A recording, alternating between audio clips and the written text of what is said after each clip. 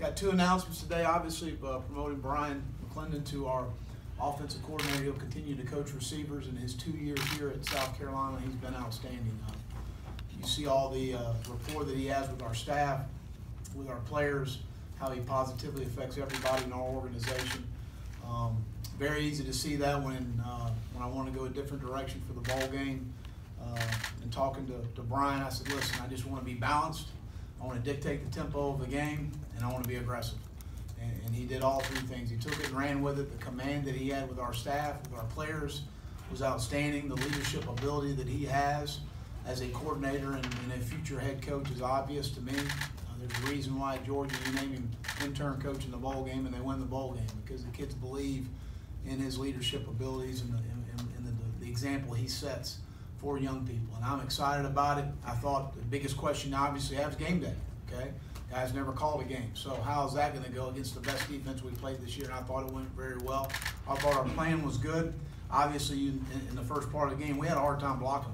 I mean, just call it like it is. In protection in the run game, the adjustments made at halftime to change protections, which we did, more 7-man protection to get the ball vertically down the field, more quick game, and to stay with the tempo, which was affecting them defensively. And again, calm, cool, and collected throughout the entire time. I was extremely impressed with how he managed the situation and how we were able to adjust. I know that in his first game calling the game, he did a lot better than a lot of proven coordinators. I can tell you that.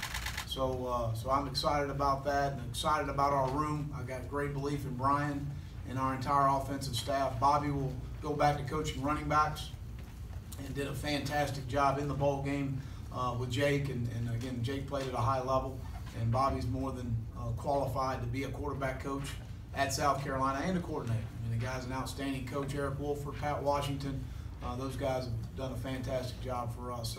I'm going to name Dan Warner as our quarterbacks coach through this process. I talked to a lot of people, interviewed Dan one-on-one, and then I brought him to Columbia for a day of bowl practice, and he and Bryan hit it off, and I saw that this was going to be able to work.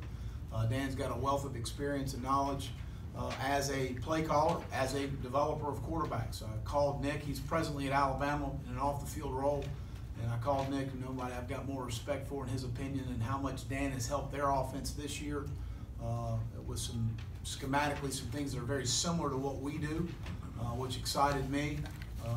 In 2015, I was the defensive coordinator at Auburn. We played Ole Miss. Dan was the coordinator and play caller, and they had 558 yards. That doesn't happen to us very often. But they were creative. They played with a lot of tempo. They were aggressive. They had good players, but they were coached extremely well.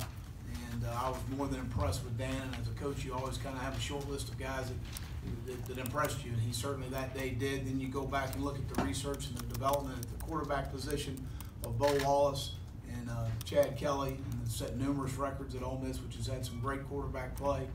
You go back to Miami, he was a part of 3 national championships, coached a Heisman Trophy winner, Gino Torretta, and also a Maxwell Award winner, and Ken Dorsey. So his track record speaks for itself, his experience. I'm really excited about this combination. As a coordinator, when I was a coordinator for a lot of years at a high level, I always had sounding boards in the room, because the game plan process is how you're going to attack an offense or a defense. The situational football that always comes up are discussed through that week for game day. And there's no question that Dan's going to be an outstanding sounding board for Bryan in that room, along with another outstanding offensive staff that we have here at South Carolina.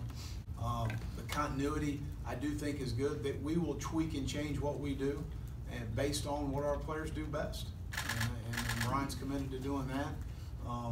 We're not going to get into specifics of that, but obviously moving forward with our offensive staff and getting into spring ball and those things, to what do our players do best. I think it's all just a buy-in to everything that we have going on here in South Carolina as a team. One of the biggest things that Coach Muschamp always talks about is effort, toughness, and discipline. I think on offense we want to lead the country in effort and toughness and discipline.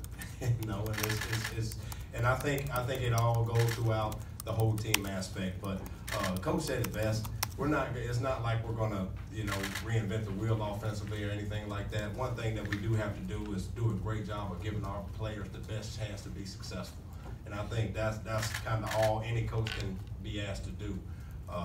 you know, Coach mentioned that in the bowl game, man, we were kind of having some problems and everything else doing, you know, protecting them or even blocking them, just flat out blocking them. And so we had to change some things in order to help those guys get in front of them a little bit better. So if that means adding an extra guy in on protection or things like that, then that's what we got to do. So, but that's what we're constantly going to be trying to do is, you know, give our guys, you know, get creative and giving our guys ways to succeed.